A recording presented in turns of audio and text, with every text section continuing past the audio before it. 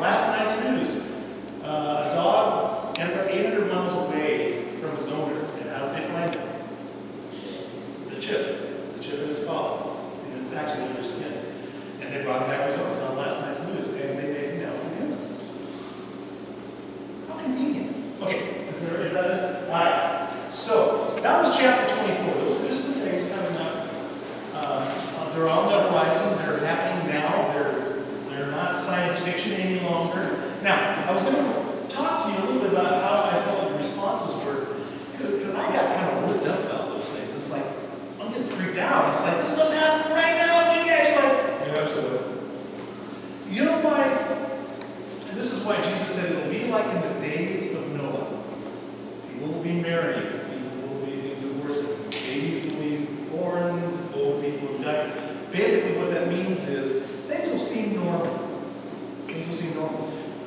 Those things, you guys, when I was in high school, some of them weren't happening. They were fairy tales.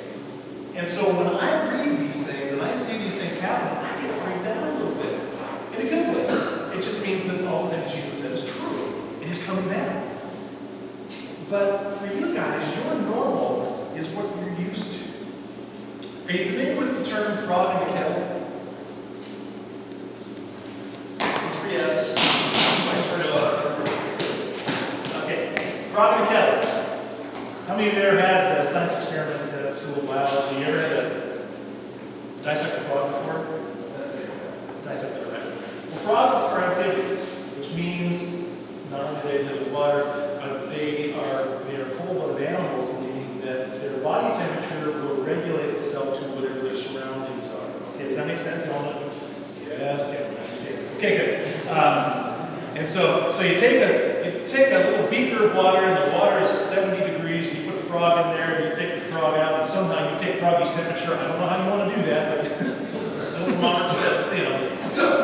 thermometer says what? 70 degrees. Okay. Put the little beaker on a little Bunsen burner thing there, get up to like 80 degrees, put the frog in there, a little frog, the froggy jacuzzi thing going on there. Take the frog out, the frog settling in. Guess what the thermometer's going to say? 80 degrees. The frog doesn't know any different. The frog's body just acclimates.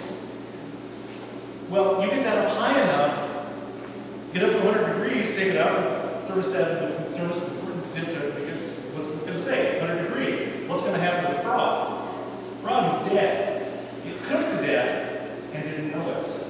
Now, if you think it's a weird story, there was an article in the paper a few years ago where an older couple got into a jacuzzi, had a bottle of wine, and they cooked to death. And they never knew it. Their body temperature is acclimated up to the 105 degrees that the jacuzzi was, and they just went to sleep. Permanently. As this stuff unfolds in life, people don't get freaked out by it. Why? Because it's normal. How convenient we've got these things. Isn't that just wonderful? Now, there's nothing wrong with cell phones. But the technology, there are people out there going, if I don't have to carry a wallet, I don't have to carry a credit card, if I don't have to do all that stuff, I can just have all the information under here. You would think, it's in the Bible, you would think that they would go, oh, I won't take that. No, people are going, oh, it's just so wonderful. Because we're warming up to the ideas of all this stuff is just normal. And it's not, you guys. It's not at all. And so Jesus has 3 ways. Now, back in the 50s, how did you prepare for the end times? Anybody ever studied that? How did you prepare? You made a bomb shelter. Made a bomb shelter. Or back when I was a kid, if they dropped a nuclear bomb, what did I do? Duck and cover, yeah. I'm going to fall, I'm going to get up to my desk, and that nuclear thing will go right over me. I think it was a comedian that once said, he goes, how convenient that you can use your desk now as just kindling wood to burn before it gets to you, just so you can burn faster. Yeah, that's how people did it in the 50s and the 60s, is that's how they prepare for the end times, is you get a bomb shelter and you just write out the nuclear holocaust that's imminent. And we're no further away from that today than we were 15, 20, 30 years ago. It's just as prevalent, and there's just as many weird guys. If North Korea had a bomb, guess what they'd do? They'd use it. They'd use it in a heartbeat. Because that guy is absolutely whacked. And a lot of world leaders are like that. It doesn't take much to get over the edge. But Jesus said, I have some ways for you to prepare for this. Okay? And he uses what's called parables. And would somebody tell me what a parable is? No, it's not two-nail cows. Oh, anyhow. Parable is basically just a story with a meaning. A story with a meaning. And Jesus was in Jerusalem at this time, and he had a crowd of people, and he was telling them all that stuff in Matthew 24 about here's what's going to happen, here's what the end times are going to look like, here's some things that are going to happen. And he goes, the generation following that, when like Israel becomes a nation, will not pass away before the seeing of these things. The generation will be anywhere from 40 to 70 years, depending on the school of thought you have. But, so I'm not saying at the end of the world when it's going to happen in 2012. Like I said last time, I think 2012 was just the deacons ran out of, paper or something. That's what the calendar is, because they just ran out of anything. We'll just stop there, I guess. I'm not going to predict anything that Jesus said, no man knows the time or the place or any of that. But he goes, here's some ways to prepare for the end times. And they're pretty simple. Here's the screen. Matthew 25, Jesus tells two stories. Just bring up that first slide. And the first one's a little funky. Here it is. Here's that picture. There it is. Oh, go back. There it is. The 10 virgins.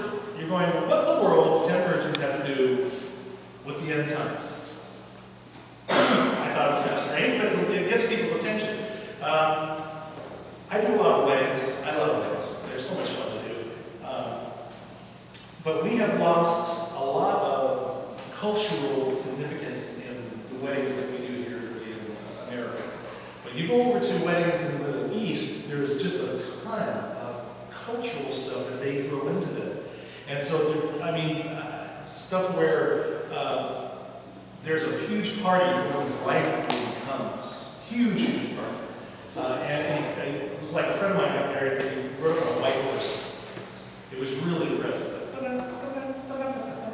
His wife came in a carriage. It was not a wedding, it was really pretty. But there's a lot of ceremony around weddings, and that's what in Matthew 25, if you have a Bible. I'm not going to read you all the stories because it's about 50 verses long. But the parable of the 10 virgins is this. What they would do is they would be waiting for the bridegroom to come. Now, kind of picture yourself Middle Eastern, and all this ritual surrounding it. And there's these 10 virgins, and their job, they were kind of like the bridesmaids. Okay, they were the bridesmaids. And they are waiting for the bridegroom to come, and they don't know when he's coming. They don't know when he's coming, so it's nighttime. So they have lamps. And so what they do with their lamps is 5 of them keep the lamps burning at full tilt, and 5 trim them, meaning they turn down or you push the head. You guys know what lamp is. What the heck is a lamp? It's like your fireplace, the gas. You turn the gas down so the flame goes down, or like a big lighter, you can turn the, so what they did is 5 of the women they just kept the lamps burning, and 5 of them said, well, we're not sure when he's going to be here, so we're going to turn it down just enough so we'll have enough oil. Well, the bridegroom shows up, and 5 of the women, their lamps are burned down, they have no more, and they keep asking, give us some oil, give us some oil. And the other one's saying, you should have expected this to happen. You should have turned your lamps down. What's the significance of that? Here's the significance. Jesus says, you want to prepare for the end times? Bring up the words. Stay focused. Jesus says, no man knows the time.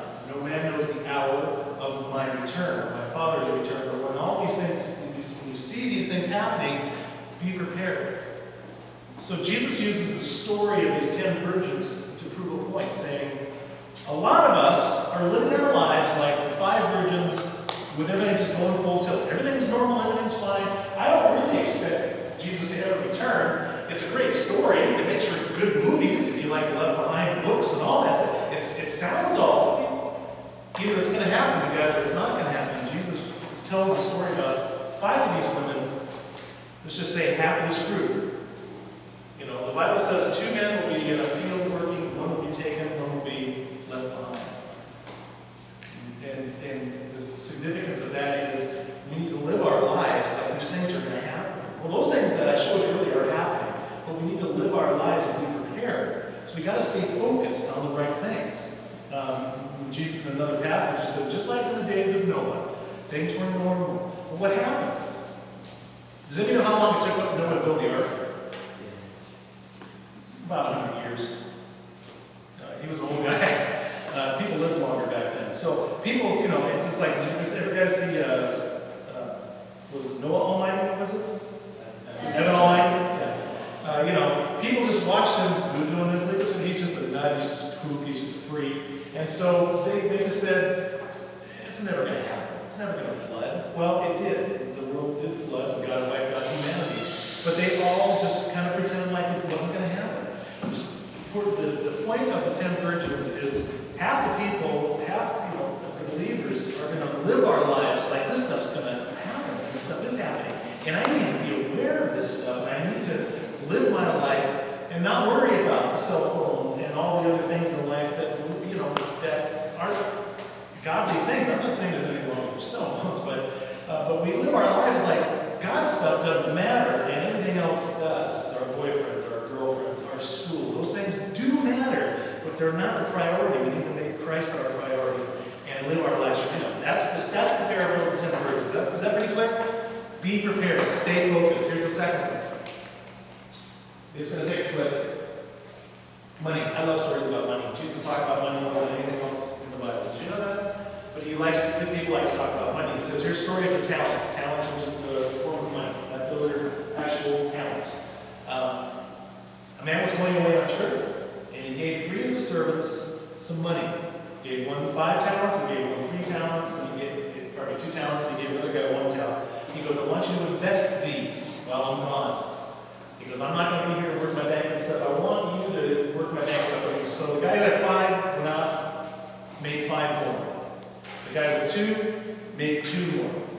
The guy with 1 didn't want to lose the 1, so he buried it. The master comes back, and the master says, what did you guys do? Well, the guy says, well, I doubled your money. 5, here's 10. Second guy, he gave me 2, here's 2 more, give 4. So he's doubled his money. He goes to the one guy, and he goes, I know you're a hard man. And he goes, if I would have lost this, you would have been very angry with me.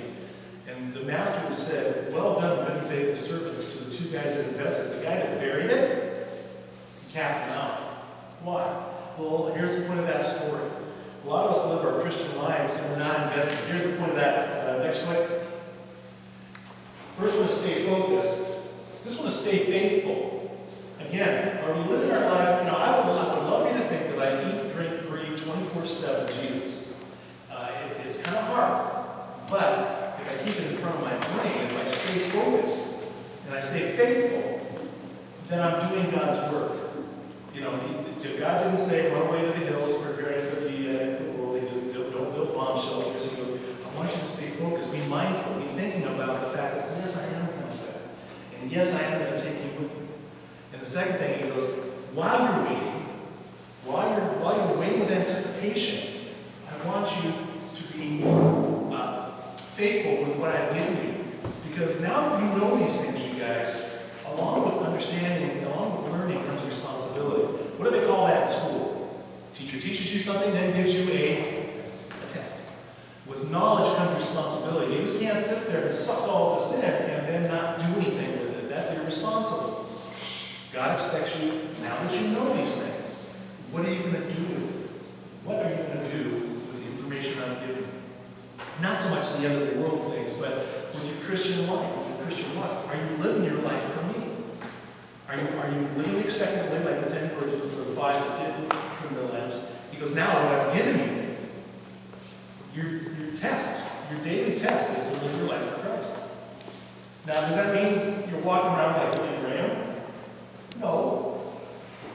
But do we live our lives in a way that people will know there's something